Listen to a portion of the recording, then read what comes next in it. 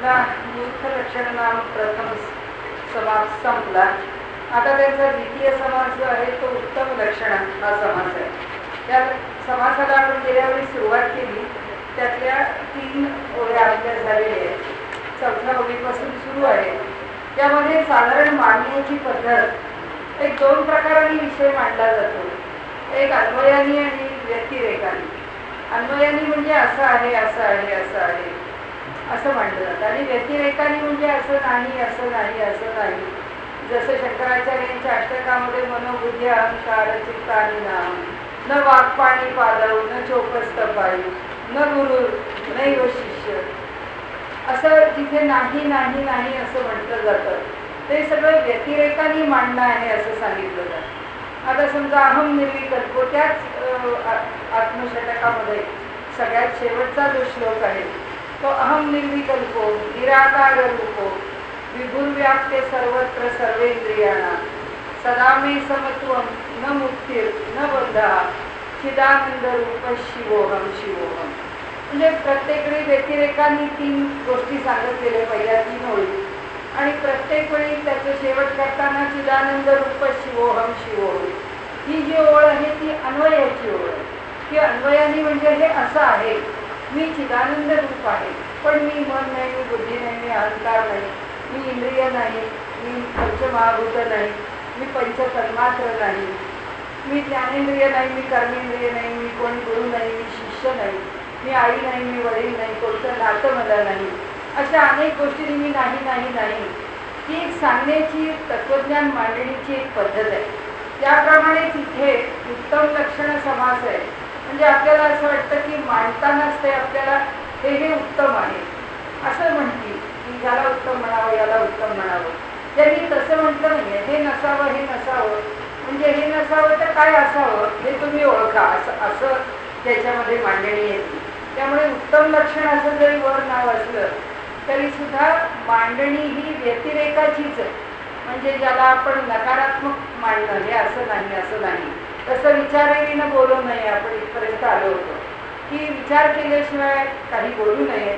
तसंच कुठलाही निर्णय घेतल्याशिवाय, निष्कर्ष आपल्या ठिकाणी काही निघाल्याशिवाय, साधक बाधक त्याशिवाय चालू नये. म्हणजे कृती करू नये, मर्यादेविना हलो नये काही एक.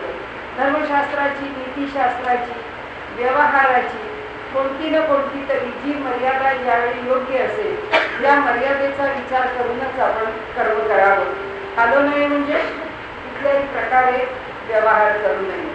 प्रीती वीण रुसो नये, चोरास ओळखी पुसो नये. त्यांनी एक व्यवहारात चांगलं नाही ते कोणावर रागवायचं, त्या ज्याच्यावर रागावलं त्या माणसाला तुमच्या रागाची किंमत असेल तर रागवा. नाहीतर ते म्हणतात तुम्ही रागावून जर समोरच्या माणसाला काहीच वाटत नसेल तर त्या रागवण्याला काही अर्थ नाही. आणि त्यामुळे जिथे आपली किंमत आहे तिथेच रागवावं, अन्यथा त्या रागवण्याला काही अर्थ नाही आहे. चोराला ओळखी पुसू नये, पण आता चोर कसा ओळखायचा, त्यामुळे ते अवघड आहे. पण त्यांनी असं म्हटलं चोराला काही विचारू नये. म्हणजे लबाड माणसाला आपण त्याचा व्यवहारातला अर्थ एवढाच घ्यायचा की माणसं बघितल्यानंतर आपल्याला एक आपलं पहिलं इम्प्रेशन किंवा आपलं पहिलं मत काहीतरी तयार होतं व्यक्ती बघितल्यावर. ही सज्जन आहे, ही ठीक आहे, ही आतल्या गाठीची आहे, ही लबाड आहे, हिचा बाहेरचा व्यवहार आणि हिचा विचार भिन्न आहे. कारण माणसाची बॉडी लँग्वेज सगळं शिकवते, सांगते. एक माणसाला वाटलं की ठीक आहे, काही फारसं पुढे जाऊ नये, फार त्या माणसाच्या फंदात पडू नये, तो जे सांगेल त्याच्यावर फार विश्वास ठेवू नये, इतपत विचार करता येईल या त्यांच्या वचनाचा. रात्री पंथ क्रमू नये एकाएकी. एकट्या माणसांनी रात्रीच्या वेळी प्रवास करू नये हे तर खरंच आहे, कारण कुठलाही प्रसंग उभा राहू शकतो. त्यामुळे ज्यांनी आर्जव म्हणजे सरळ वागणं, रुजुता म्हणजे सुद्धा सरळपणा. तर लोकांच्या मध्ये सरळ वागणं कधी आपण सोडू नये. म्हणजे पुन्हा तोच विषय आहे की समोरचा कसा वागतो त्याच्याशी मग आपण त्याला तसं उत्तर द्यावं वगैरे काही गरज नाही. आपण आपल्या प्रमाणाने सरळपणाने वागावं. मर्यादा फक्त ओळखावी की सरळ वागताना सुद्धा सरळ वागायचं म्हणजे किती सरळ वागण्याची मर्यादा, किती ताणत न्यायची, कुठल्याही व्यक्तीशी किती संपर्क वाढवायचा, हे एवढं फक्त आपण आपल्याकडनं तिथे तारतम्य ठेवायला पाहिजे. म्हणून ते म्हणतात की लोकांच्या मध्ये सरळ वागणं सोडू नये. याचा अर्थ सरळ वागायचं म्हणजे काय असतं, आपल्या मनामध्ये आपल्या मनाची जी घडण असते त्याच्यावर आपलं सरळपण अवलंबून असते.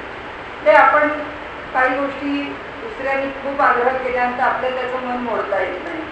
आपल्याला दुःख पाहिलं की आपल्याला ते दुःख सहन होत नाही, किंवा कुणी फार आपल्या स्वतःच्या परिस्थितीचं काही वर्णन करून सांगितलं की आपल्याला असं वाटतं की आपण काय करावं या व्यक्तीकरता, म्हणजे या व्यक्तीला जरा सुख होईल.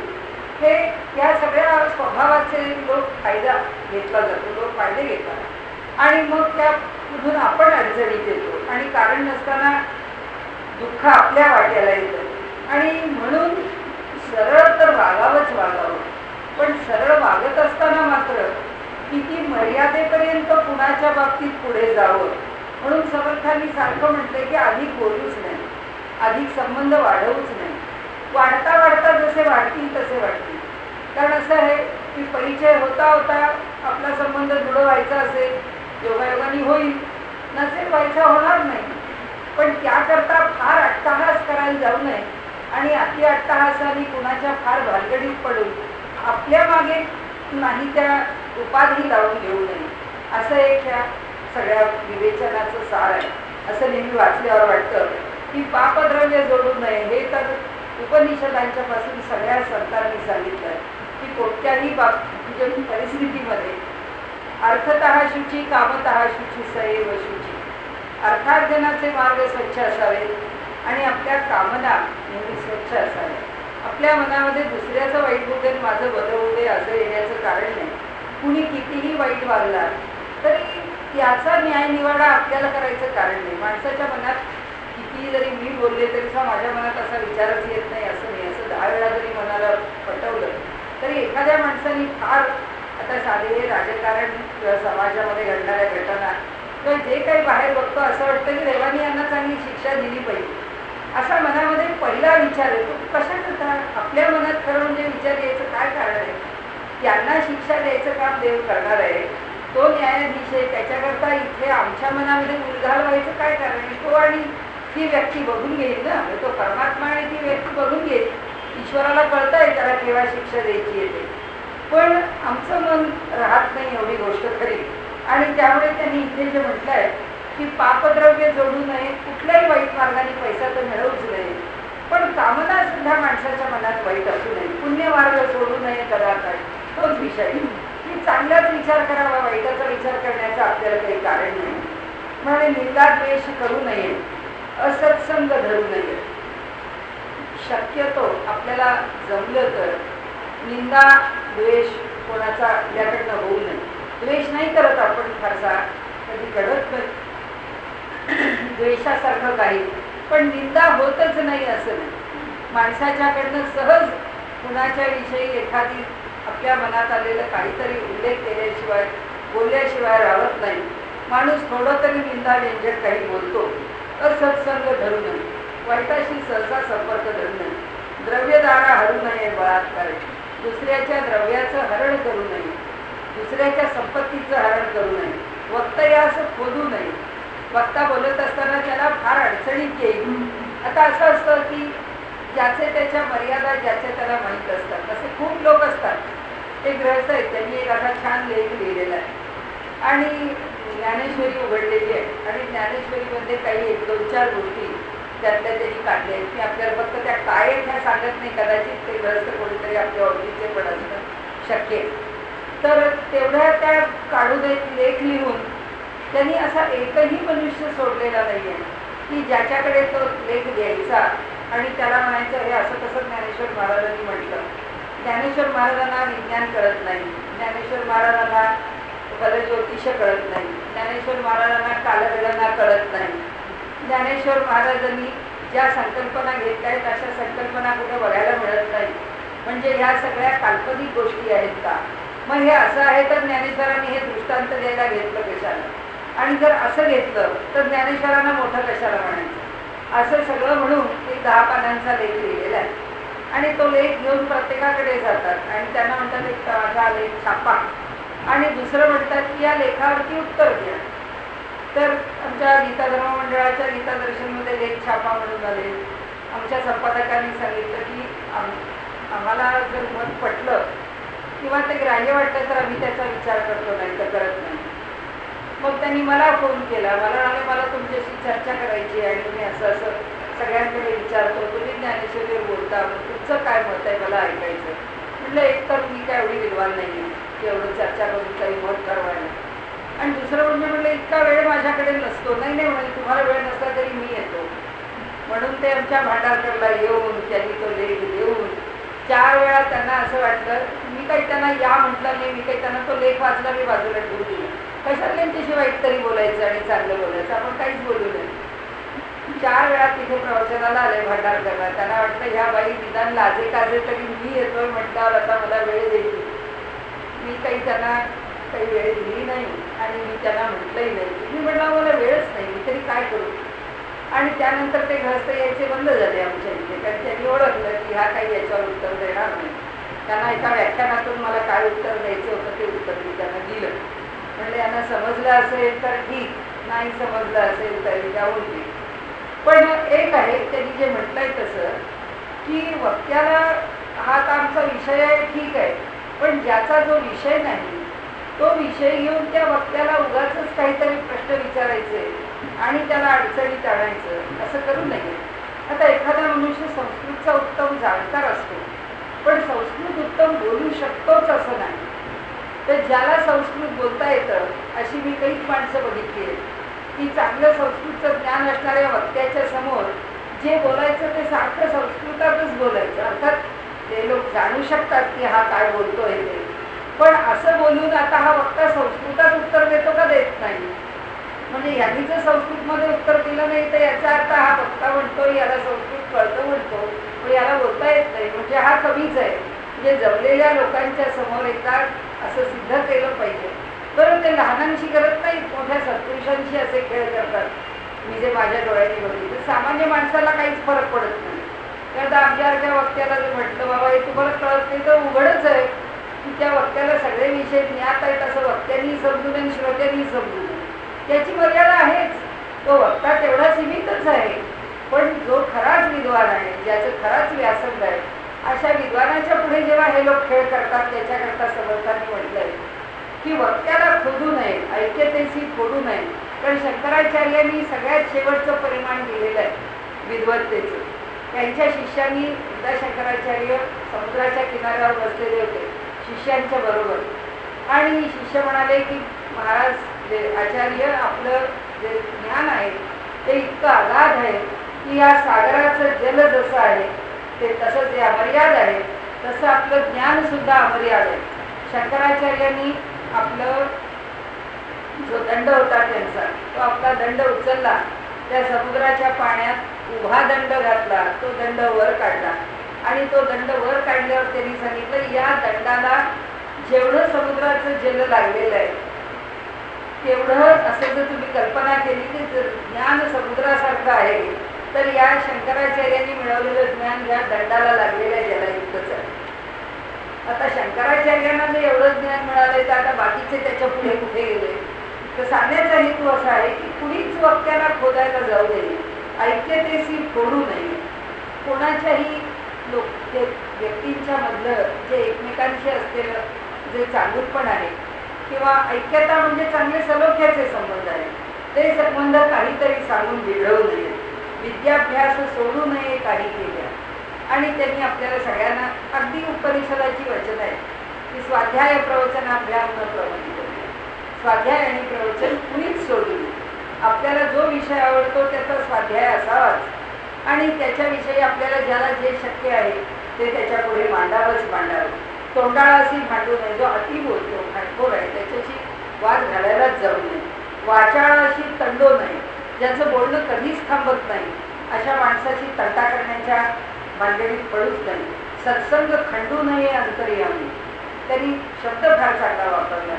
आता सत्संग म्हणजे चांगल्याचा जो संघ आहे तो लौकिकात मिळेलच की नाही आपल्याला माहीत नाही, कारण आपण चांगले चांगले चांगले चांगले म्हणून पुष्कळ संबंध वाढवतो, आणि कधी कधी आपल्या लक्षात येतं की अरे ज्यांना आपण समजलो पुष्कळ चुकलो, आपण त्यांना चांगलं समजलो तसं काही ते तितकं नाही आहे, आणि मग आपण थोडे निराश होतो. समर्थ म्हणतात लौकिकातला सत्संग तुम्हाला सगळ्या वेळी चांगला मिळेलच की नाही माहीत नाही, सत्संग सोडू नका. म्हणजे हृदयामध्ये सताचा म्हणजे परमात्म्याचा, आत्मतत्वाचा, किंवा सत म्हणजे जे जे चांगलं आहे त्याचा, किंवा सतपासून सत्य करायचं असेल तर जे जे सत्य आहे त्याचा, असा संघ अंतर्यामी कधीच सोडू नका. अतिक्रोध करू नये. खरंच आहे, अतिक्रोधाचा त्रास आपल्यालाच होतो. त्यांनी एक physics and chemistry of human body नावाचं पुस्तक मी आपल्याला मंत्रशास्त्राच्या वेळी सांगितलं होतं. त्या पुस्तकाचा संदर्भ त्यात त्यांनी सांगितलं आहे की म्हणे एकदा आपल्याला संताप आला की एकदाच्या येणाऱ्या संतापाचा परिणाम म्हणून आपलं आयुष्य तरी 15 मिनिटांनी कमी होतं असं म्हणे. आणि असा सारखा आयुष्यात आम्ही संताप करत राहिलो तर किती तास, किती महिने, किती वर्ष आम्ही आमचं आयुष्य घडवत आणायचं. आणि कशा करता. आणि त्यामुळे त्यांनी म्हटलं अतिक्रोध करू नये, जीवनगास खेदू नये. आपल्या जवळच्या माणसांना शक्यतो दुःख होईल असं बोलू नये. जर आपल्याला आपलं मन जर स्वच्छ असेल आणि जर आपल्याला रागवायची जरी वेळ आली जवळच्या माणसाच्या दोषाकरता, तरी सुद्धा रागावताना जर आपली भावना प्रामाणिक असेल आणि मन जर निष्पाप असेल, त्याला बोलायचं आहे, त्याला दुखावायचं आहे, त्याला त्रास देऊन त्याच्या मनाला ती गोष्ट लागेल असं त्याला ऐकवायचं आहे, अपमानित करण्याकरता, असा जर भाव नसेल तर समोरच्या मनुष्याला सुद्धा रागावण्याचं कधी दुःख होत नाही.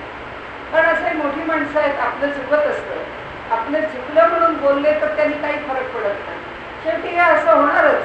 ज्याला जो विषय कळला आहे तो समोरच्या माणसाला रागावल्या बोलल्याशिवाय राहणार नाही. पण तो रागावला बोलला म्हणून आपण त्याचं दुःख मानू नये हे जसं खरं, तसं आपण मोठे आहोत म्हणून दुसऱ्याला लागेल असं कधी बोलू. त्याच्या हिताकरता जे रागवावं लागेल ते जरूर रागवावं. म्हणून त्यांनी म्हटलंय की जीवलगासी खेदू नये. शब्द फार मार्मिक असतात संत मंडळींचे, की त्यांना खेद होईल असं, त्यांना दुःख होईल असं बोलू नये. त्यांच्या हिताचं त्यांना बरोबर तात्कालिक दुःखाचं वाटू शकेल, पण खरोखर अंतःकरणाला जिव्हारी लागेल, अगदी बोचे हृदयामध्ये खोलवर जाऊन होते असं बोलू नये. मनी बीट मानू नये शिकवण्याचा. कुणी आपल्याला जर समजावलं बाई असं करू नका, असं कराय, असं काय करता तुम्ही, दुर्लक्ष करता अमुक गोष्टीकडे, तर प्रत्येकाच्या बोलण्याचा योग्य तो विचार आपल्या मनामध्ये आपण करावा. थोडक्यात पुढे क्षणाक्षणा रुसू नये. मनामध्ये तर अप्रसन्नता जितकी कमी करता येईल तितकं आपल्या जीवनामध्ये आनंदाच्या आपल्याला जितकं जवळ जाता येईल, तसंच जीवनामध्ये जितकं समाधानाने राहता येईल तितका मनुष्याच्या चित्ताच्या शुद्धतेचा जो एक काही ज्याला प्रोसेस म्हणतो, जी काही प्रक्रिया आहे म्हणतो, किंवा जो काही एक साधन मार्गामधून प्राप्त होणारा फलाचा वाद आहे असं म्हणा. पण शेवटी काय आहे की अंतःकरण जितकं शुद्ध होत जाईल तितकं समाधान मिळत जाईल, किंवा तितका आनंद मिळत जाईल, किंवा अंतःकरणाला एक जी तृप्ती आहे ती तृप्ती मिळण्याकरता मन स्वच्छच व्हावं लागेल. स्वच्छ मनाशिवाय तृप्ती मिळू शकत नाही. आणि म्हणून ते म्हणतात की रुसू नये क्षणाक्षणाला. याचा अर्थ माणूस काही रुसून कोपऱ्यात बसत नाही, पण मन प्रत्येक गोष्टीवर नाराज करायचं काय कारण आहे. एखादा मनुष्य आपल्याला लागेल असं बोलला, बोलल्या क्षणी प्रतिक्रिया निर्माण होणारच नाही असं नाही. आपण काय संत संतुष्ट. कारण एकदा मला माझ्या गुरुंनी म्हणजे आमच्या अनंतराव आठवले यांनी मला म्हटलं की तुम्हाला राग येतो कसा. म्हटलं आम्हाला येणारच, आम्ही सामान्य माणसं आहे. म्हटलं राग न येणारी माणसं दोनच आहेत, एक संत नाही तर वेडे. संतांना राग येत नाही, वेडेला विचारायला समजत नाही. बाकी जे आम्ही सामान्य मध्यम माणसं आहोत त्यांना राग येतोच येतो. तर आम्हाला दुःख होतं, आम्हाला वाईट वाटतं, कुणी अपमान केल्यावर त्यांनी का केला, असं आम्ही काय केलं होतं म्हणून यांनी अपमान केला वगैरे वगैरे. पण त्यावर त्यांनी पुन्हा उत्तर दिलं. ते म्हणाले की तुझं उत्तर मला काही समजत नाही. म्हणले तू काय बोलतेस ते, संत काय आणि वेडे काय याच्याशी माझा काही संबंध नाही. पण कुणालाच राग येता कामा नये एवढं एकच मला माहिती आहे. म्हणजे प्रत्येकाचं मन प्रसन्न राहिलं पाहिजे एवढंच माहिती आहे. आता जेव्हा त्यांनी सुद्धा आग्रहाने उत्तर दिलं तेव्हा आपण मोठा विचार करायला की आपल्याला जेव्हा वाटतं की अरे नाही बा आपण सामान्य माणसं आहे, आपल्याला राग लोक सगळं आहे, मान अपमान, पण आपलं मन जर प्रत्येक गोष्टीने व्यथित व्हायला लागलं तर आपलं जीवन अधिकाधिक दुःखी होईल. आणि म्हणून त्यांनी म्हटलंय लटिका पुरुषार्थ बोलू नये, जे केलं नाही ते कधी सांगू नये. केल्या वीण सांगू नये आपला पराक्रम, बोलीला बोल विसरू नये, दुसऱ्याला दिलेलं आश्वासन आपल्या मनातून कधीही विसरू नये. आणि त्यामुळे ते म्हणतात प्रसंगी सामर्थ्य चुकवू नये. वेळ प्रसंग पडला तर आपण पण काय आहोत हे दाखवल्याशिवाय राहू नये. एरवी माणसाने आपल्या सामर्थ्याचं कधीच प्रकटीकरण करू नये, की वेळ पडली तर 2 हात करू शकतो, वेळ पडली तर 2 शब्दाला 2 शब्द देऊ शकतो, वेळ पडलं तर वाटेल ते काम करून आपण आपल्यावर निभावू शकतो, आपण दुसऱ्यावर अवलंबून पण राहण्याची आपल्याला गरज नाही, तेवढी हिंमत आहे आपल्यात. असं सगळं जे मनुष्याचं असतं तो एरवी कधीच दाखवत नाही. एरवी तो सगळ्यांना बरोबर घेऊन जायचा प्रयत्न करतो, एरवी तो दुसऱ्याची मर्जी राखायचा प्रयत्न करतो. या सगळ्या गोष्टी एरवी घडतात. पण त्यांनी सांगितलं की वेळ प्रसंग आला आणि आता बस, आता ह्याच्या पुढे ऐकून घेण्याची आवश्यकता नाही, अशी जर परिस्थिती आली तर म्हणाले आपण आपली सुद्धा काय स्थिती आहे किंवा आपलं काय सामर्थ्य आहे, आपण काय करू शकतो हेही दाखवल्याशिवाय राहू नये. म्हणजे सारखंच माणसाचं पडवळ असू नये, पण सारखंच दुसऱ्याचं ऐकत राहायचं, पण दुसरा माणूस सुद्धा आपली किंमत ठेवत नाही. आणि म्हणून त्यांनी सांगितलं की केल्या वीण निखंदू नये पुढील अशी कला. तसंच उगाच दुसऱ्याला तुला हे जमत नाही, तुला ते कळत नाही, तुला ते येत नाही, ते आजकालचे विनोद असो की काय हेतूनी असतात माहीत नाही, पण आजकाल जे अनेक डायलॉग लिहितात त्याच्यामध्ये वडील जेव्हा मुलाला रागवतात, अरे तुला इतके कसे कमी मार्क पडले, वडील जर मुलाला म्हणाले अरे तू असं कसं केलंस, तर आजकाल सगळ्याच सिरियल्समध्ये असो, सिनेमात असो किंवा लिखाणात असो लगेच उलटं उत्तर असतं मुलाचं, मग बाबा तुम्ही त्यावेळी किती मार्क मिळवले होते, किंवा त्या डायलॉगमध्ये त्यांची पत्नी त्यांना विचारते तुम्ही तरी काय शिकलात, म्हणून आपल्या मुलाला बघून हे सगळे जे डायलॉग आहेत ते सगळे विनोदीच आहे. पण त्याच्यामध्ये जे बोललं जातं त्यामध्ये वडील जेव्हा मुलाला म्हणतात की तू काहीतरी मिळव किंवा शिक, तेव्हा मला जे मी केलं नाही किंवा जे माझ्याकडनं झालं नाही ते तुझ्याकडनं व्हावं ही अपेक्षा केली तर काही चूक नाही आहे. कारण एखादा कर्तबगार वडिलांचा मुलगा जर काही करू नाही शकला तर मग वडिलांनी काय म्हणायचं, मी केलं तर काहीच करू शकत नाहीस, असं थोडंच आहे की ज्यांनी केलं नाही त्यांनी आपल्या मुलाकडनं अपेक्षू शकतो, किंवा ज्यांनी खूप काही केलं आहे त्याच्या पुढे कदाचित तसं इतकं कर्तृत्व मुलांच्याकडनं निर्माण होईलच असं नाही. लोकमान्यांनी स्वतःच म्हटलंय मोठ्या वटवृक्षाच्या खाली पुन्हा दुसरा मोठा वृक्ष निर्माण नाही होऊ शकत, होता असं कधी कधी, त्याची कारणं अनेक असतात. पण इथे जे सांगितलंय त्यांनी की आपण काही केल्याशिवाय दुसऱ्याला बोलू नये हे जसं खरं, तसं घरामधल्या मोठ्या माणसांनी हे तू काही चांगलं करायचं करता. माझ्या मनात एकच उदाहरण आहे की फुलन देवीच्या बाबतीत सुद्धा तिच्या वडिलांना वाटलं की ही माझ्यासारखी पुन्हा या गुन्हेगारीच्या क्षेत्रात राहू नये, दरोडेखोरीच्या क्षेत्रात राहू नये. आता जे अट्टल दरोडेखोर आहेत त्यांना सुद्धा आपली मुलं सज्जन व्हावी असं वाटतं, तर सामान्य सज्जन माणसाला आपली मुलं सज्जन व्हावी असं वाटतं तर काही त्याच्यात चूक आहे का? म्हणजे असं आहे की नाही तर आपल्याकडे प्रजा असं म्हटलंच नसतं की आम्हाला काय मिळालं किंवा मिळालं नाही, आम्ही काय मिळवलं किंवा मिळवू शकलो नाही, किंवा आम्हाला काय कळलं किंवा कळलं नाही, अशा अनेक गोष्टी आहेत. त्याला कारणं पुष्कळ आहेत, आपण ते सांगू शकत नाही कोणत्या कारणाने कोण मागे पडतो. पण प्रकर्षेण जायते ही प्रजा आहे. म्हणजे जर आईवडील काय आहे त्याच्यापेक्षा मुलं अधिक चांगली व्हावी असं आईवडिलांना वाटलं तरी मुलांचं उलटं उत्तर योग्य नाही आहे. बाबा तुम्ही काय केलं होतं म्हणून तुम्ही आम्हाला करायला सांगता, अरे आम्ही काय केलं होतं हा प्रश्न नाही आहे, तुम्ही काय करू शकता हा प्रश्न, की तुम्हाला काय करणं शक्य आहे ते तुम्ही करावं. याकरता आईवडील तुम्हाला मार्गदर्शन करतायत. आम्ही केलं नाही त्या न करण्यामागे अनेक कारणं असतील, आणि असे सगळेच जण एक कुवत घेऊन काही जन्माला येत नाही. नसेल एखाद्याकडे कुवत, तुमच्याकडे जो कुवत आहे तर वडिलांनी केलं का नाही ही उलटी उत्तरं की ह्या ठिकाणी मला जे वाटतं ते असं वाटतं की केल्या वीण निखंदू नये. हे लोकांनी बाहेर आपला मोठेपणा सांगणं न सांगणं भाग वेगळा आहे, पण आईवडिलांनी मुलांना शिकवताना आम्ही हे केलं म्हणजेच तुम्ही हे केलं पाहिजे असं होऊ शकत नाही. आता ती आयटीची मुलं आहेत, अनेक प्रसंग किस्से मी लोकांकडनं ऐकले म्हणून सांगते की आईवडिलांनी जर मुलांना काहीतरी देऊ केलं तर मुलं म्हणतात की हे कशा करता तुम्ही आम्हाला देता, हे जे काही तुम्हाला वाटतंय की तुम्ही आम्हाला काही भेट म्हणून द्यावी, तर आमच्याकडे तर रोजच्या सकाळच्या चिल्लर पैशात तुमचे पैसे खर्च होतात.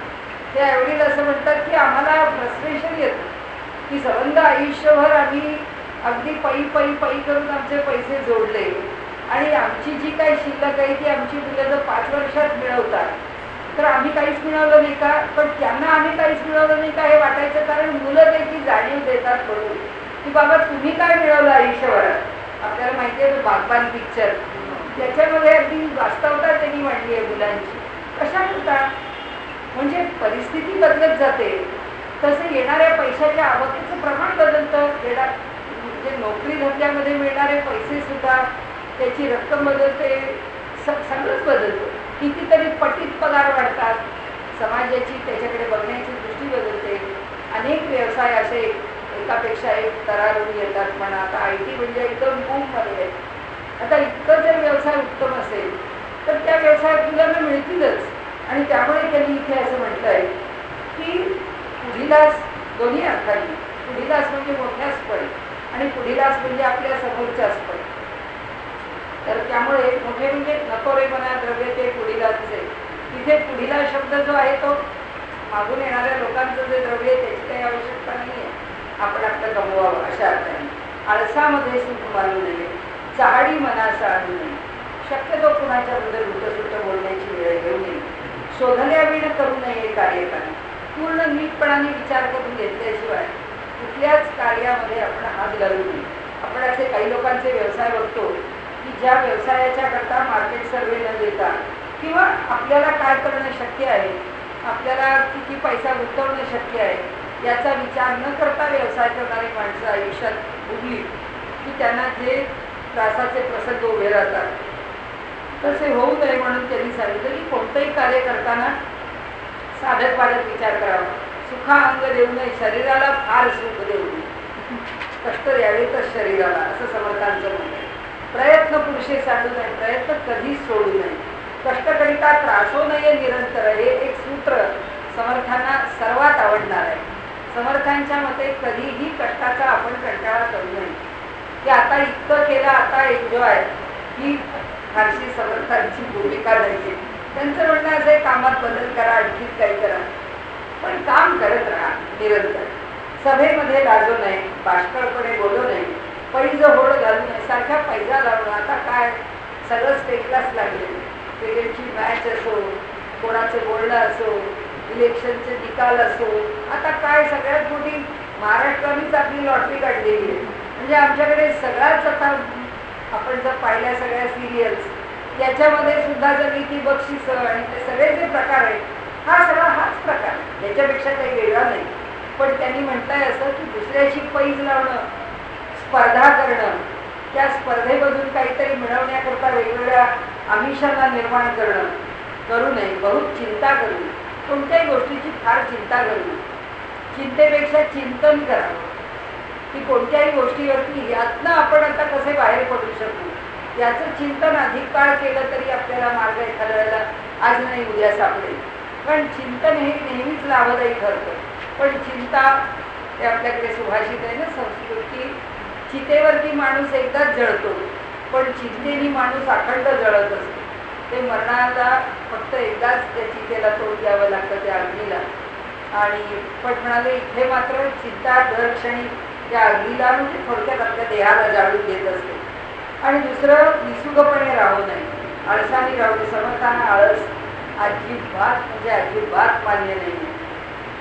नंतर कोणाचा उपकार घेऊ नये, घेतला तरी राखू नये. उपकार घेऊच नये असं होऊ नाही शकत. कारण एक आहे की आपल्या अनेक सूत्रांच्या मध्ये आपल्या वैदिक परंपरेने असं म्हणलेलं आहे की हे जे जग आहे हे परस्पर आश्रयावरच चालतं. आमचं एकमेकांच्यावरती अवलंबून आहे जीवन. आम्ही कुणाशिवाय जगतो असं होऊ नाही शकत. आम्ही आमच्याकरता काही नाही करणार, पण आमच्याकरता करणारी दुसरी माणसं असू शकतात. म्हणजे जसं आपल्याला ते उदाहरण दिलं तर आवडेल किंवा आवडणार नाही. महात्मा गांधींच्या बद्दल लिहिताना या थोर लोकांनी अनेक लोकांनी म्हटलंय आणि लिहिलंय, म्हणजे सरदार वल्लभभाई पटेलांपासून सगळ्यांनी लिहिलंय की महात्मा गांधींना साधं ठेवण्यातच आम्हाला पुष्कळ खर्च येतो. म्हणाले त्याच्याकरताच आम्हाला पुष्कळ पैसे खर्च करावे लागतात की हे साधे आहेत आणि साधं राहण्याकरता आम्हाला ते खर्च करत राहावे लागतात. इथे त्यांनी जे म्हटलंय की मी साधा आहे, मला काही लागत नाही, मला कुणाची गरज नाही असं कुणीच म्हणू शकत. प्रत्येकालाच प्रत्येकाची गरज आहे. जाऊन त्या जंगलात राहा बरं. त्या जंगलात जाऊन राहिल्यावर कोण दूध आणून देणार आहे, कोण पेपर आणून देणार आहे, कोण खायला आणून देणार आहे, काहीच कुणी देणार नाही.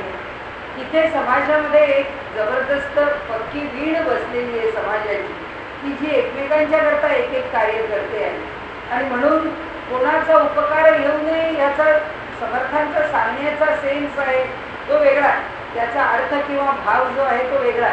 तो भाव असा आहे की उगीच जे आपल्याला करणे शक्य आहे ते आपण न करता दुसऱ्याकडून करून घेत राहणं, ही जी आळसाने येणारी सवय आहे किंवा वृत्ती आहे, ही वृत्ती आपण जोपासू नये.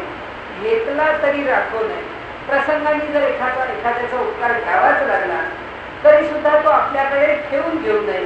म्हणजे आपण आपल्याकडून त्या उपकाराची फेड करावी आणि त्याच्या पुढे जाऊन असं म्हणावं आपण की नुसतं उपकार ठेवून घेऊ नये. हे खरंच व्यवहाराच्या पातळीवर फेड करावी, पण मानसिक पातळीवरती त्या उपकाराची कृतज्ञता कधीच विसरू नये.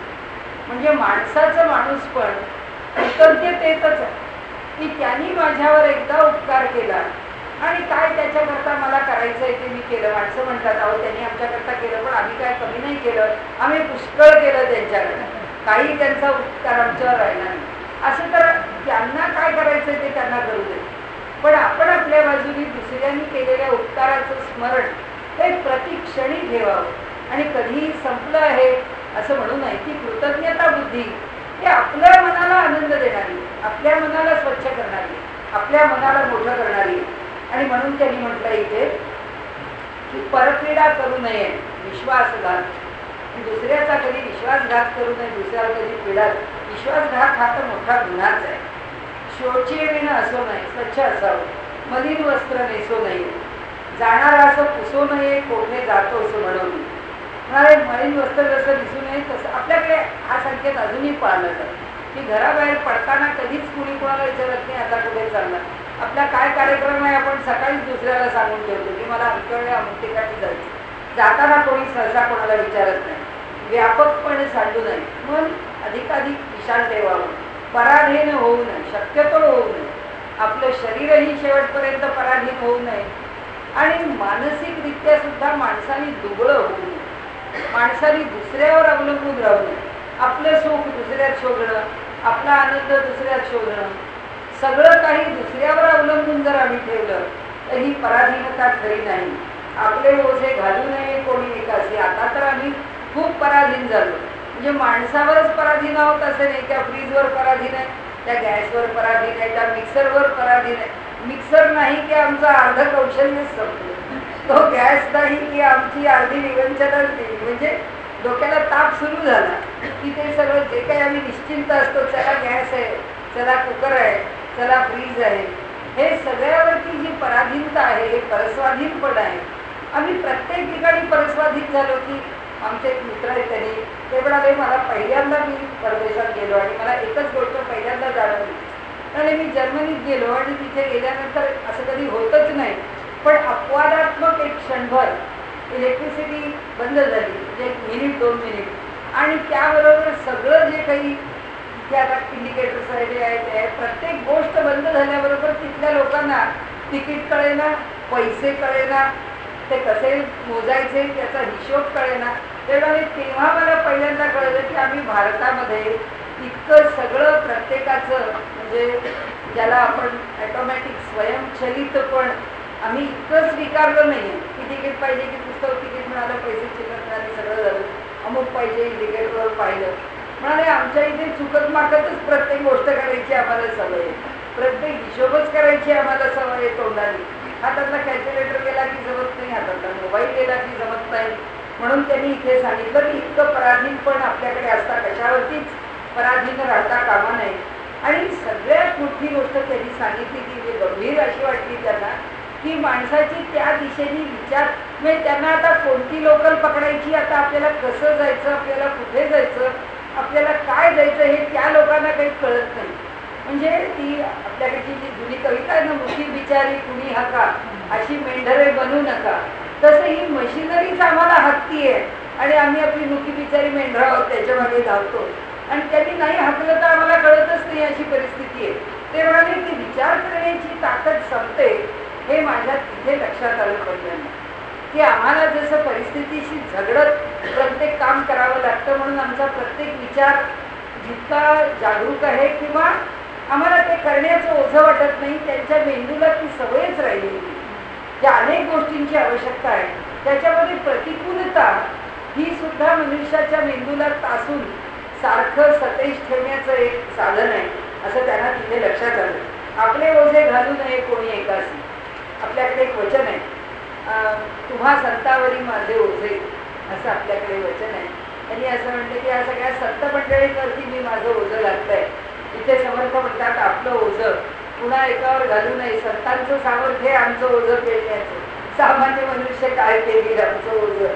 कारण पत्रे विड पर्वत करू नये, म्हणजे कागदपत्र केल्याशिवाय व्यवस्थित त्याचा नियम अटी योग्य ते ज्या पद्धतीने व्यवहार करायचा आहे राजदरबारी वगैरे वगैरे, तर त्या ठिकाणी पत्रे विणं म्हणजे योग्य कागदपत्राच्या शिवाय लेखी पुराव्याशिवाय कुठलाही पर्वत म्हणजे व्यवहार करू नये.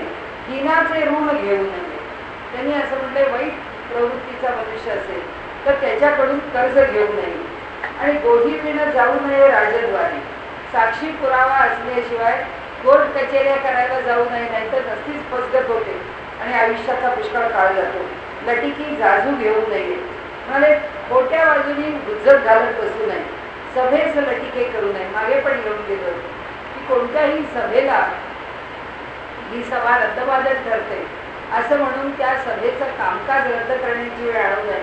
आपण सारखंच लोकसभेत आणि विधानसभेत बघतो. आदर नसता बोलू नये स्वाभाविक. म्हणजे आमच्या मनामध्ये जर आदर नसेल तर बोलू नये. आदखणे पण करू नये. म्हणाले या ठिकाणी हेळसाण किंवा महत्वाच्या गोष्टीच्या बाबत दिरंगाई आपण करू नये. अन्याय विण गांजू नये. अवनतीने वर्तो नये अंग बळे. आपल्या अंगात सामर्थ्य आहे हे तर या जगाचा नियम आहे असं म्हटल्यासारखं आपण पाहतो की ज्यावेळी ज्याला से आहे तो आपलं गाजवल्याशिवाय राहत नाही. हा सामान्य मनुष्याचा स्वभाव आहे की जेव्हा सासवा गाजवू शकत होते तेव्हा त्या, जेव्हा सुना गाजवू शकत होत्या तेव्हा त्या, जेव्हा आर्थिक बलवान असतो तेव्हा तो, जेव्हा बुद्धीने बलवान असतो तेव्हा तो, जेव्हा सत्तेने बलवान असतो तेव्हा तो, जेव्हा संधी ज्याच्या हातात असते तो. म्हणजे माणूस नेहमीच मी वरचढ कसा होईल, माझ्या हातात, ज्याच्या हातात कार्ड्स आहेत, ज्याच्या हातामध्ये काही ना काहीतरी विशिष्ट सामर्थ्य आहे, असा मनुष्य आपल्या हातात असलेल्या सामर्थ्याचा उपयोग करून दुसऱ्या माणसाला नेहमीच चेपत असतो. हा जो मनुष्याचा स्वभाव आहे. काय खरं समुखाने जी समर्थांची लक्षणं आहेत ना ती वाचताना आपल्याला असं वाटतं की सगळेच प्राणी आहेत. ईश्वराने सगळ्यांना, म्हणजे human being is also animal, ते सुद्धा प्राणीच आहे. तो काही प्राण्यापेक्षा काही वेगळा नाही. पण ती जी प्राणी म्हणजे पशु, त्या पशुत्वापासून मानवत्वाकडे हा त्याचा एक प्रवास आहे. आम्ही जन्माला येताना आमच्यातलं पशुत्व किती कमी झालं आणि मनुष्यत्व किती वाढलं, त्याच्या ज्या ह्या पूर्वसंस्कारांनी आम्ही जन्माला आलो ती आमची खरं म्हणजे जमेची बाजू. तो आमचा बँक बॅलन्स आहे. ते आम्ही काय घेऊन आलो, ते आमच्या मनामध्ये स्वाभाविक करुणा, आमच्या मनामध्ये स्वाभाविक मदत करण्याची वृत्ती, आमच्या मनामध्ये स्वाभाविक दुसऱ्याला जाणण्याची प्रवृत्ती आहे. आम्हाला दुसऱ्याला दिल्याशिवाय आपल्याला मिळावं असं वाटत नाही. दुसऱ्याचं वाईट व्हावं असं आम्हाला वाटत नाही. दुसऱ्याबद्दल वाईट आम्ही चिंतू शकत नाही. त्याचं वाईट झालेलं आम्हाला बघून आनंद होत नाही. ही जी प्रवृत्ती आहे ही अधिकाधिक मानवतेच्या प्रवृत्तीकडे जाणार. पण दुसऱ्याला टोचून बोलावं, दुसऱ्याला त्रास द्यावा, त्याचा बदला घ्यावा त्याला वाटेल तसे छळावं, त्याचा मानसिक छळ करावा, त्याचा शारीरिक छळ करावा, हे जे सगळं आहे ना हे सगळं मनुष्याच्या ठिकाणचं, ज्याला आपण म्हणजे पशुत्व म्हणतो ते पशुत्व. आणि हे अध्यात्मशास्त्र जे आहे ते अध्यात्मशास्त्र या सगळ्यामध्ये आम्ही कुठे आहोत. तर हे आणि हे दोन टोकं आहेत. या टोकात आमचं आयुष्य किंवा आमचा हा जो जीव आहे जो संस्कार घेऊन आलेला आहे तो काय प्रकारचे संस्कार घेऊन आलेला आहे.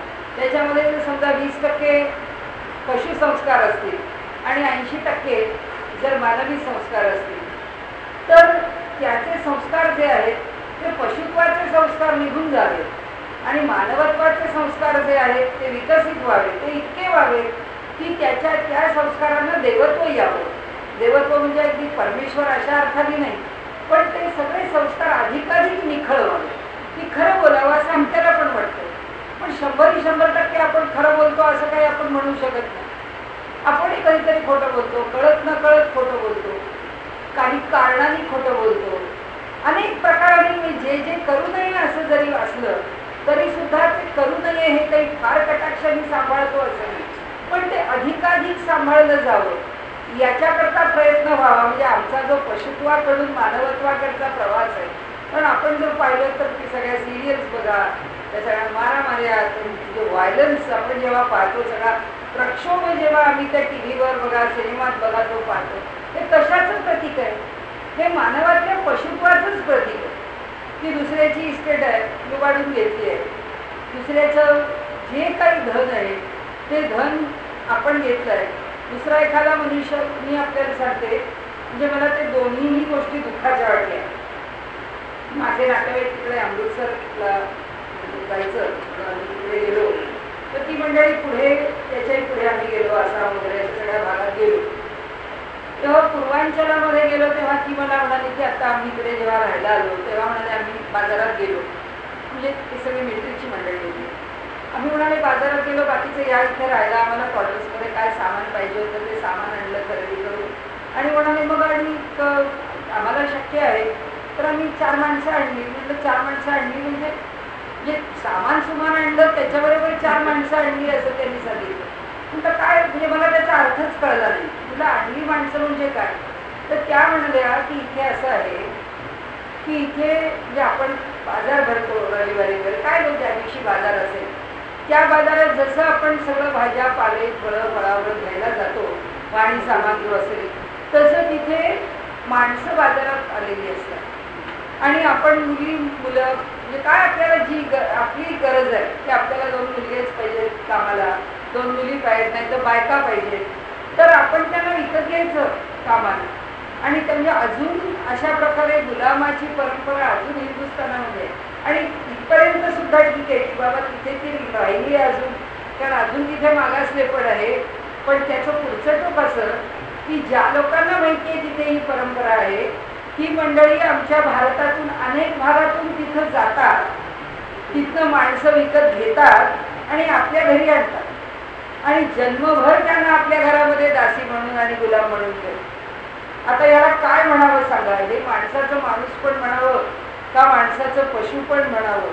इतक्या मोठमोठ्या गोष्टी या लोक बोलतात, पण ह्यांचा अजून दास, हा जो काय याला दास म्हणा, गुलाम म्हणा, हा जो अजून विक्रीचा प्रकार आहे, गुलामांची विक्री, दासांची विक्री.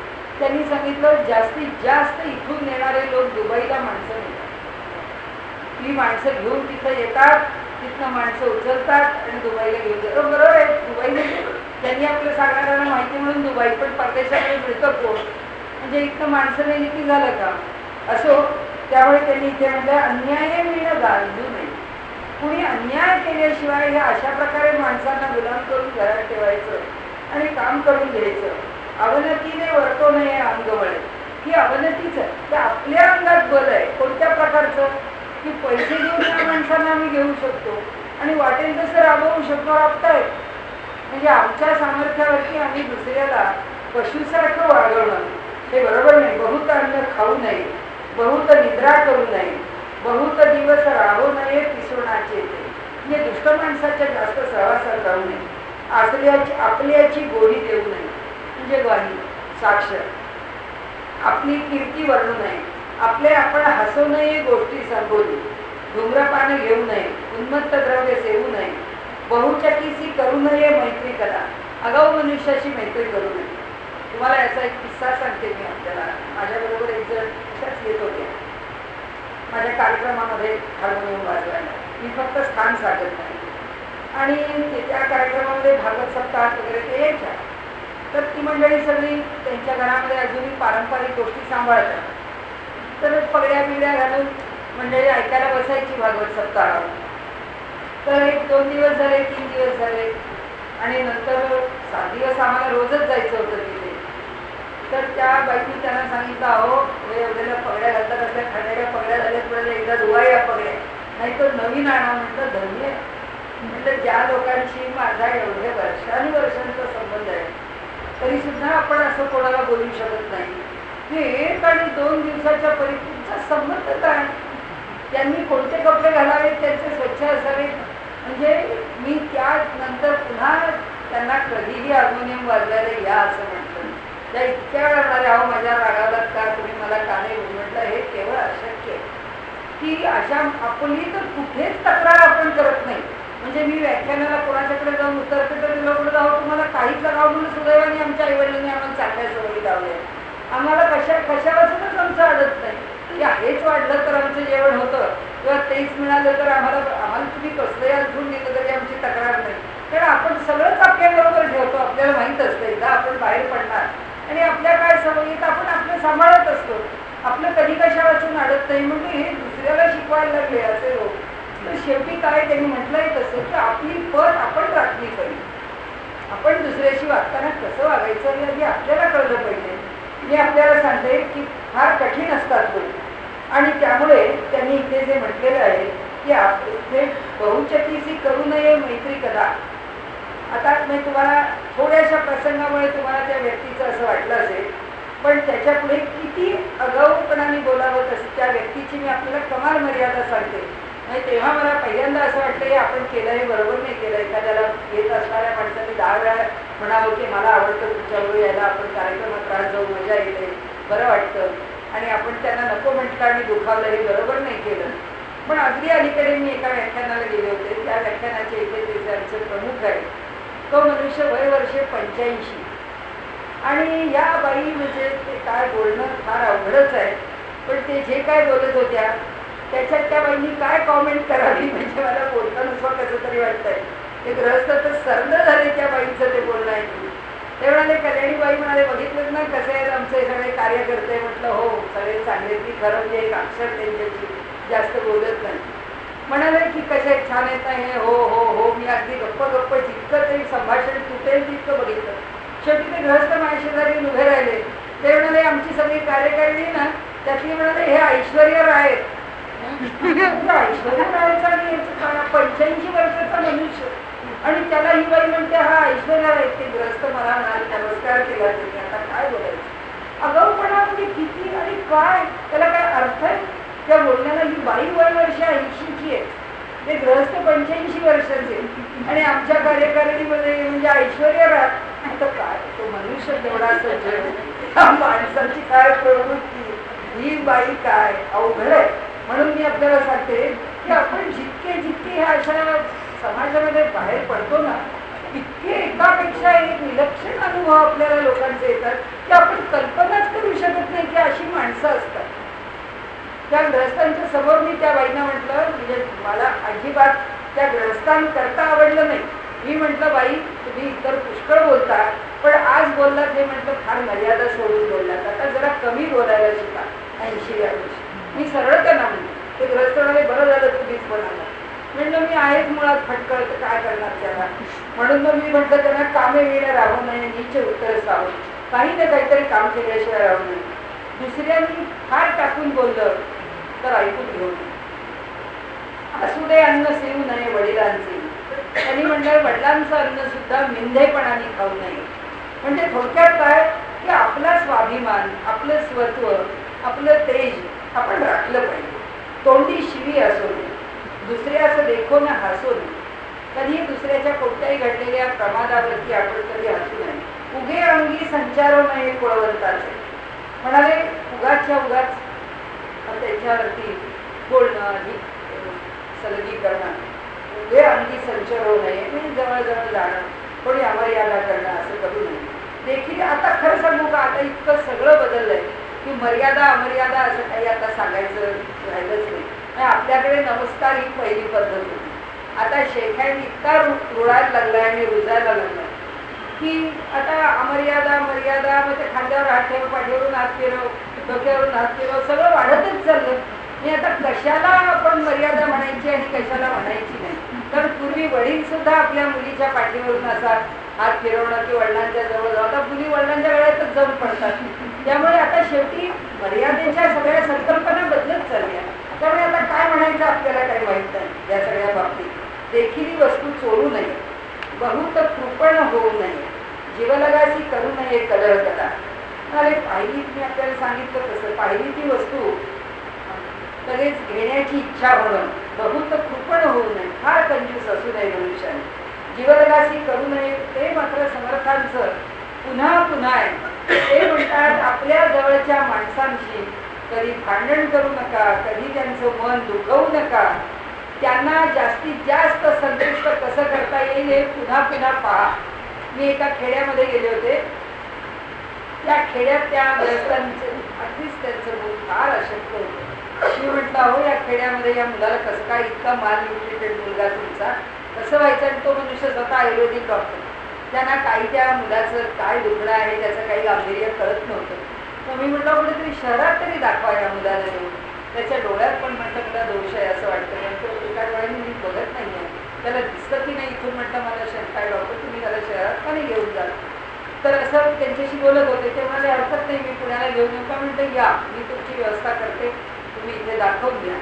तर हे सगळं आम्ही बोलत होतो तेव्हा मी त्यांना जेव्हा म्हटलं की छान तुमचा एकच मुलगा आहे, 2 मुली आहेत लहान, या मुलाचं पण नीट व्हावं असं त्यांच्याशी बोलत होते. तेव्हा ते म्हणाले की अहो म्हणले माझ्या मुलांना म्हणले मी जे पापडीने डोळ्याला जपावं तसा जपतो. मी म्हटलं ही तुमची जी हा दृष्टांत आहे हा म्हटलं मी पहिल्यांदा तुमच्याकडून ऐकला. की म्हणाले जसं डोळ्याला जपण्याकरता जी पापणी सदा सावध असते, जसं आपण तळहातावरचा फोड म्हणतो ना, तळहातावरच्या फोडासारखा जपतो, तसं त्या ग्रस्तांनी सांगितलं. म्हणाले अगदी डोळ्याच्या पापडीने डोळ्याला जपावं तसा जपतो म्हणले माझ्या मुलांना. पण म्हणाले हे खेड्यात तुमच्या मुलाला काय औषध मिळणार? सांगण्याचा हेतू असा आहे की आपल्या जवळच्या माणसांना कधीही आपल्याकडनं दुखावलं जाऊ नये, कधीच नाही. ही समर्थांची अगदी आग्रहाची विनंती आहे आपल्याला. आणि म्हणून एकाचा घात करू नये, लटिकी गोळी देऊ नये. पुन्हा हे बघ वर येऊनच आहे, वर येऊनच गेलेलं लटिकी जाजू देऊ नये, गोळी विण जाऊ नये राजद्वार. हे पुन्हा पुन्हा त्यांनी ही एक गोष्ट सांगितली आहे. म्हणजे न्यायनिष्ठुरता त्यांच्या अंतःकरणातली आपल्याला कळते की खोटी ग्वाही देऊन मनुष्य किंवा खोटी साक्ष देऊन मनुष्य कोणतीही घटना जी सत्य आहे की असत्यामध्ये बदलू शकतो, हे आपल्याकडनं होऊ नये. म्हणून अप्रमाण वर्तो नये कदाकाळी, कधीही अप्रमाण व्यवहार करू नये. म्हणजे प्रामाणिकपणानेच आपल्याकडनं व्यवहार व्हावा. आणि चहाडी चोरी धरू नये. ही गोष्ट ठीक आहे, चहाडी चोरी नाही माणसांनी करू, चांगल्या नाहीच आहे त्या गोष्टी. परतवार करू नये, मागे होणे, दुसऱ्याकडे मागायला जाऊ नये, मागे होणे, बोलू नये कोणी येत असेल. हे तर त्याहून खरं. आपला स्वभाव जरा फटकळ असेल तर काय बोलायचं असेल तर तोंडावर बोलावं, पण त्या माणसाच्या मागे तर त्याच्याबद्दल वाईट कधी बोलू नये. समयी आवाज चुकवू नये. म्हणजे दुसऱ्याच्या प्रसंगामध्ये त्याला मदत करायला कधी विसरू नये. सत्वगुण सांडू नये, वैरियास दंडू नये, शरण आलेल्या शत्रूला सुद्धा आपण शासन करू नये. म्हणाले अल्पधने माजू नये, हरिभक्तीचं लाजू नये. म्हणजे माणसाची आर्थिक स्थिती सुधारली की लगेच उन्मत्तता अहंकार आपल्याकडे येऊ नये. हरिभक्ती करण्याकरता कधी लाजू नये. मर्यादेविण चालू नये पवित्रजनी. समर्थांनी मनाच्या श्लोकात म्हटलंय ना, अति आदरे गद्य घोषे म्हणावं. म्हणजे भगवंताचं नाव घेताना म्हणजे आदराने घ्यावं. गद्य म्हणजे आपल्याला जसं जमेल तसं पद्यच येईल असं नाही. काय त्याच्या नामाचा उच्चार करायचा असेल तर घोषे म्हणावे असं म्हणतात की जोरात म्हणावं. ईश्वराचं नाव घेताना कधी लाजू नये. मर्यादेविण चालू नये पवित्रजनी. जी मोठी माणसं आहेत त्यांच्या ठिकाणी किंवा जे आदरणीय व्यक्ती आहेत त्यांच्या ठिकाणी मर्यादा सोडून कधीच बोलू नये. मूर्खाशी संबंध पडू नये, शक्यतो त्याच्या भातडीत पडूच नाही. अंधारी हात घालू नये. दुष्चित्र हे खेडेगावात आजही सांभाळायला लागतं, शहरातही सांभाळावं लागतं, नाही असं नाही. दुष्चितपणे विसरू नये वस्तू आपली. म्हणाले स्नानसंध्या सांडू नये, कुळाचार खंडू नये, अनाचार मांडू नये चुकूरपणे. त्यांचं म्हणणं असं की नित्यनेमाची आपली कामं सहसा चुकता कामा नाही. आपल्या घरातले देवदेवतांचे जे काही कुलाचार आहेत ते आपल्याकडनं कधी खंड पडला असं सहसा होऊ नये. अनाचार मांडू नये चुकुरपणे. म्हणाले आपल्याला चुकारपणा म्हणजे आपला आळस जाऊ दे, केलं तर काय होतं, नाही केलं तर काय होतं असं म्हणून आपण आचार सोडू नये असं त्यांनी म्हटलंय. हरिकथा सांडू नये, निरूपण तोडू नये, परमार्थाचं मोडू नये प्रपंच बळे. समर्थांचं पहिलं वचन आहे की पहिले हरिकथा निरूपण, दुसरे ते राजकारण, तिसरे ते सावधपण सर्व विषय, चौथा अत्यंत साक्षेप, हेडावे नाना आक्षेप असं समर्थांनी म्हटलं. समर्थांच्या आवडीची पहिली गोष्ट काही असेल तर ते अनेक प्रकारांनी ती सिद्ध होते. पण समर्थ म्हणतात की हरिकथा कधी सोडू नका. हरिकथा याचा अर्थ परमेश्वराविषयीचं स्मरण, परमेश्वराविषयीची उपासना, त्याच्या संदर्भात असणाऱ्या गोष्टी कधी सोडू नका. निरूपण तोडू नये, म्हणजे जर कुणी त्याविषयी स्पष्टीकरण करत असेल किंवा आता जसं आता आपण दासबोध बघतोय किंवा ज्ञानेश्वरी बघतोय किंवा उपनिषद बघतोय, तर ते जर काही आपण ऐकत असलो तर शक्यतो याच्यामध्ये खंड पाडू नये किंवा त्या निरूपणाच्या ठिकाणी आपल्या मनाला, ज्याला आपण काय म्हणूया, थोडी उपेक्षा, थोडं दुर्लक्ष, थोडा त्याच्याविषयीचा फारसा मनामध्ये गांभीर्याने किंवा प्रामाणिकपणाने न घेतलेला भाव असं असू नये. निरूपण तोडू नये, परमार्थाचं मोडू नये प्रपंच बळे.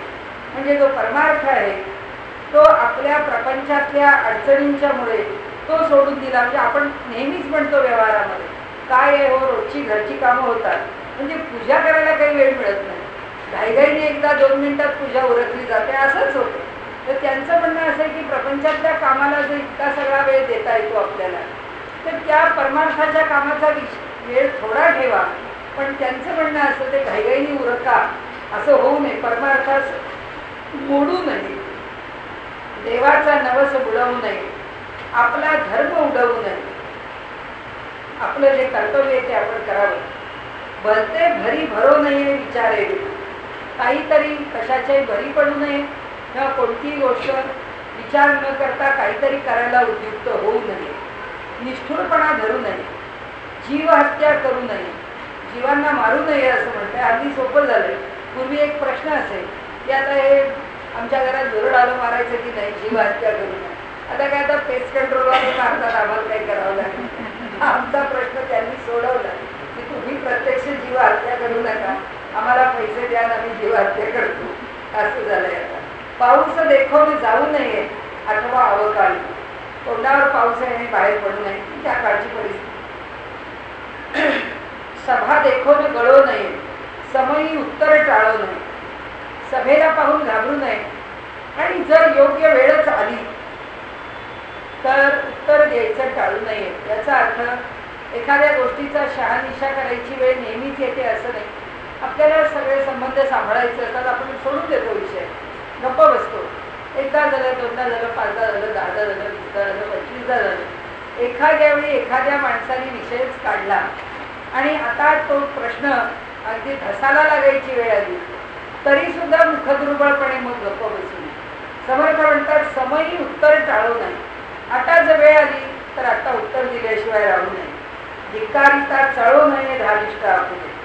आणि म्हणाले कुणी आपला धिक्कार केला, आता तुम्हाला सांगते सामाजिक कार्यात हा अनुभव खूप आहे. समयी उत्तर टाळू नये. एखाद्या संस्थेचं भलं व्हावं याकरता काय वाटेल ते माणसाला सोसत राहावं लागतं की नाही, जाऊ द्या आणि जाऊ द्या, जाऊ द्या, ठीक आहे, लोक काही बोलतात, ऐकून घ्या, ऐकून घ्या. पण एक वेळ अशी येते की शेवटी तुम्ही जर असं ऐकून घेत राहिला तर संस्थेचा लाभ कराल की नाही माहीत नाही, पण निष्कारण तुम्ही काही लोकांना मात्र उन्मत्त करून ठेवता. कारण ती मंडळी आपल्या ठिकाणी इतकी हे बनतात, उर्मट उद्धट किंवा मर्यादा सोडून बोलणारी की ज्यांना असं वाटतच नाही की यांना आपण बोलतो म्हणजे, कारण समोरचा माणूस ऐकून घेतो, संस्थेकरता चालवून घेतो. तसं आहे ते घरात सुद्धा. काही वेळा मोठी माणसं लहानांचं पुष्कळ वेळ आपलं चालवून घेतात का, ठीक आहे ठीक आहे, त्यांना समजत नाही. पण म्हणाले जेव्हा वेळ येईल तेव्हा सगळ्या वेळी सोडून देणं योग्य नाही. धिक्कारिता, आणि कुणी जर आपला धिक्कार केला तर आपलं धारिष्ट मात्र चळू नये. पण हे अवघड असतं. म्हणजे माणसाला पुन्हा आपला धीर टिकवणं किंवा आपलं मन तितक्या खंबीरपणाने राखणं. कारण आपल्याला सांगते आपण त्याच्याकरता म्हणजे वेडे होतो माणसाने. याचाच माझ्यावरती आमच्या एका सामाजिक संस्थेमध्ये एका माणसाने लबाडी करून माझ्यावर आरोप केला, या बाई खोटं सांगताय. आता मी खोटं बोलत नाही याकरता आमच्या प्रत्येक कार्यक्रमाने त्या माणसाला फोन कर, मी कसं खोटं बोलत नाही, मी कसं हे केलं नाही, हे कसं मला माहीत नाही. हे जीव तोडून तोडून तोडून तोडून मी त्यांना सांगत बसले प्रत्येकाला. पण कोण ऐकतो तुमचं? कोणी ऐकत नाही. त्या प्रत्येकाने असा काही हे धरला की काय या सांगतात, आम्हाला माहिती आहे, प्रवचनं करतात बाहेर आणि खुशात खोटं बोलतात आणि आता सांगतायत मला की मी खोटं बोलत नाही. आणि झालं कसं, गेल्या वर्षी माझं ऑपरेशन झालं, 5-6 महिन्यानंतर हा प्रसंग आला आणि ही माझी शारीरिक थकावट म्हणजे एवढी घडला प्रसंग 2-3च महिन्यात. मी घरातच होते, मला बाहेरच जायचं नव्हतं 2 महिन्यानंतर. त्यामुळे मला काही करता येत नव्हतं. घरात बसून याला सांग त्याला सांग त्याला. पण प्रकृती इतकी इतकी खराब झाली सगळ्या पातळीवरती. म्हणजे त्यांनी जे म्हटलंय ना की धारिष्ट आपलं खरंच सुटता कामा नये. म्हणजे याचा अर्थ एकच झाला ना की तुम्ही जेव्हा अगदी माझं शरीर चालेनासं झालं आणि मला जेव्हा कळलं की आता हे काही खरं नाही, आता यातनं काहीतरी मोठा व्याधी उभा राहणार, असं लक्षात आल्यानंतर मग आपण आपल्याला शहाणपण शिकवायला लागतो. मग आपण म्हणतो नाही नाही. मग तेव्हा मला तत्त्वज्ञान काय सुचलं, तर योगेश्वर कृष्ण आपल्या मागे उभा आहे. भगवंत माझी कृष्णावर भक्ती आहे, तर कृष्ण आपल्या मागे उभा आहे, आपल्याला घाबरायचं काय कारण आहे? कुणी काही का आरोप करेना. अहो पण ही पश्चातबुद्धी आहे. इतका सगळा त्रास होऊन गेल्यावर, इतकी सगळं शारीरिक पीडा, ते नुकसान इतकं होऊन गेल्यानंतर तुम्हाला ही बुद्धी येते, याचा काही उपयोग नाही.